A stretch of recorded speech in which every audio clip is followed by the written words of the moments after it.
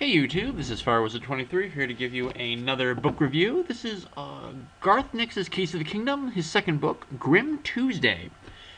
This is actually the book that got me into reading this series. I read an article somewhere that said that most people will choose what book they like to read based on the cover.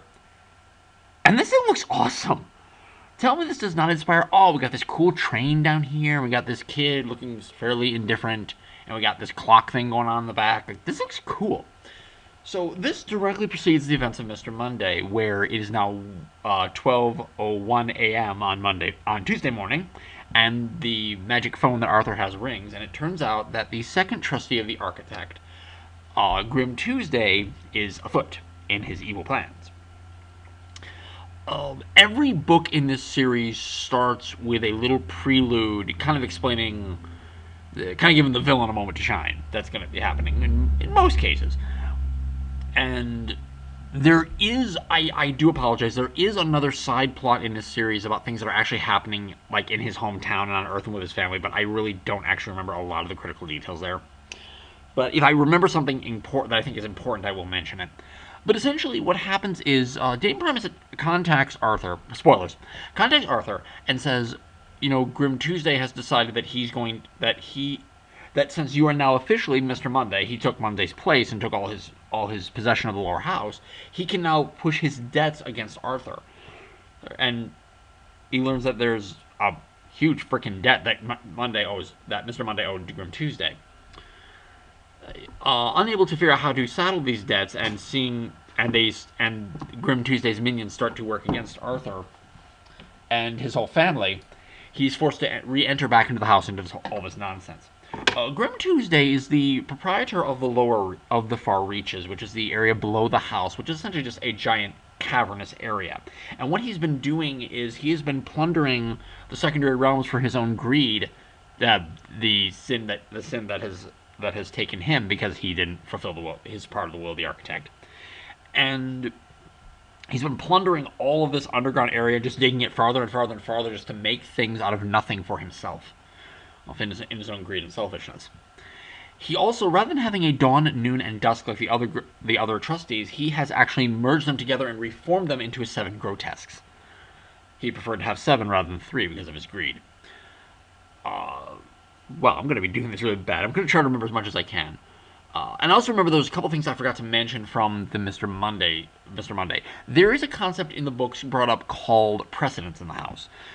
Basically, the lower the number you are in precedence, the higher of a station you have in the house. So people like the trustees have a very high precedence, whereas the lower denizens who just run things have lower precedence. Also, your clothing is a direct representation of your precedence in the house. If you are someone of very high precedence in the house, you have very nice clothing. It's very, very elegant and multi-layered. But if you're someone of lower precedence, you could have almost tatters and rags, and you look disheveled. So Arthur goes into Grim Tuesday's Far Reaches, and I think he actually becomes enslaved, if I remember correctly. Which pretty much all the denizens who lurk in the Far Reaches have been enslaved by Grim Tuesday just to dig out the material for him to make things. Such to the point that the economy and currency of the house actually is so bad in the Far Reaches. Everyone actually owes things. He actually owes them all stuff, and they just have a little cardboard thing on them showing how much they're owed. I'm going to do really poorly on this. I have not read these in so long, but battles ensue, and we find a sun bear. Ultimately, with the mariner's help, we end up finding a sun bear somewhere. I think he's held inside a worldlet. These little glass orbs that you can make using the power of the keys, and they're actually little side worlds. And he actually put one of his part of the will of the architect inside one of these worldlets, and it turns out it's a sun bear. Being the opposite of greed, it is temperance, so it only takes things as it needs it. And there's a really fun thing where there's a horrible danger. They're flying away, through this spaceship ship the mariner has, and the mariner finally says at the end, "There's only one thing I know about sun bears. The sun bear has been nothing but sleeping during this whole thing." And Arthur's like, "What? Sun bears don't hibernate." And Arthur just turns to him quickly, "You're not asleep, are you?" "I am not."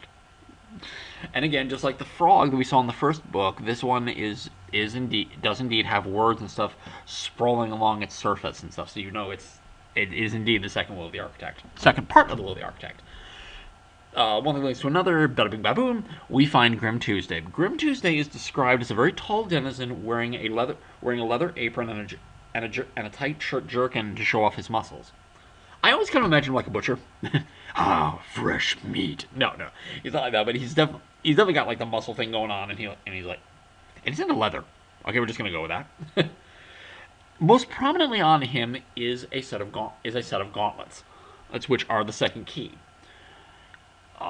The far reaches have gotten to actually their ultimate point, where if he digs any more into the far reaches, he's actually going to break into the wall of nothing thing, and he's actually going to end up destroying the far reaches. Nothing is what the architect created the house out of and all the secondary realms. It is just this destructive material that only the keys can actually formulate and control.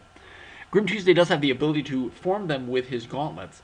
That's what because of his own greed, he hasn't really been taking care that much to give a shit about the walls and try to protect things. In fact, little niflings and stuff are trying to actually break through the barrier by pulling blocks and stuff away. The Sun Bear, despite all this stuff going on, proposes rather than Arthur simply doing the inclination, the Sun Bear strips Grim Tuesday temporarily of his powers, saying that he is of his full authority in the house, saying, you've clearly done something against the architect here, but we're going to have a contest whether or not it should be Arthur or whether or not it should be Grim Tuesday, being who should have the mastery of the far reaches. And the contest is to create something original.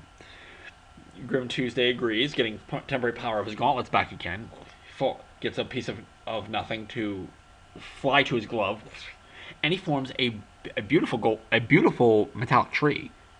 That's absolutely beautiful. Arthur, taking possession of the gloves on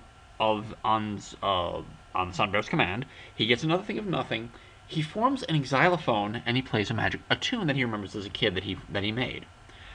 The Sun Bear says, while Grim Tuesday's tree is absolutely gorgeous, it is nothing but a copy because that's all Grim Tuesday knows how to make. Arthur's music was very original. He therefore awards Arthur the position of the mastership of the far reaches. Arthur has to immediately try to do something about now having the gauntlets in his possession. Now has to do something about the fact that nothing might break through. And they're on the bottom of a chasm. I can't remember the exact details, but he's like, okay, how do we get through? He points the gauntlet directly at Grim Tuesday and says, tell me how to get out of here. If you were going to fix that problem, there's no way you were going to get up there that quick. There must be an elevator here.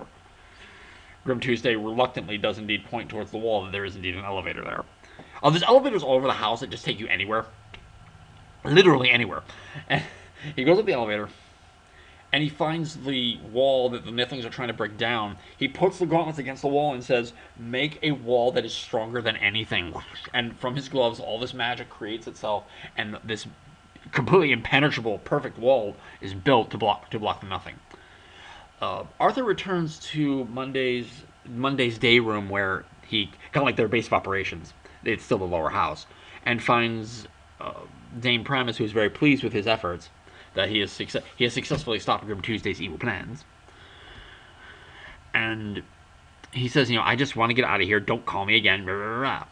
Something happens. Well, first, he does indeed relinquish his key.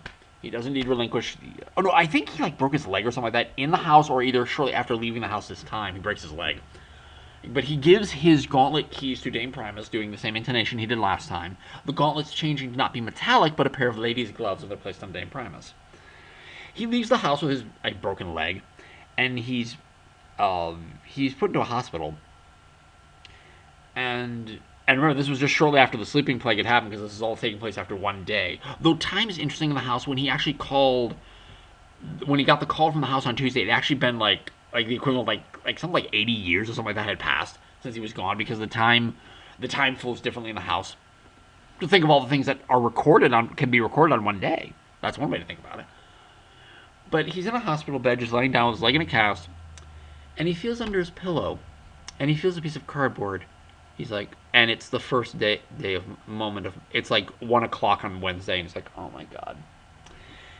He pulls the cardboard out. He's like, oh, what the hell.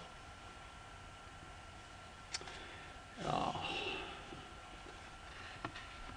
A square of stiff cardboard, white cardboard with gilt edges and several lines of elegant copperplate writing. It said, Lady Wednesday, trustee of the architect and Duchess of the Border Sea, has great pleasure in inviting Arthur Penhaligon to a particular luncheon of 17 removes. Transport has been arranged. RSVP not required. Yeah, so we're going to go right into the next bit of chaos. Still loving the series as I read it. I hope you've been picking these books up. I really enjoy this. So, this is Firewizard23. Take care and bye-bye for now, everybody.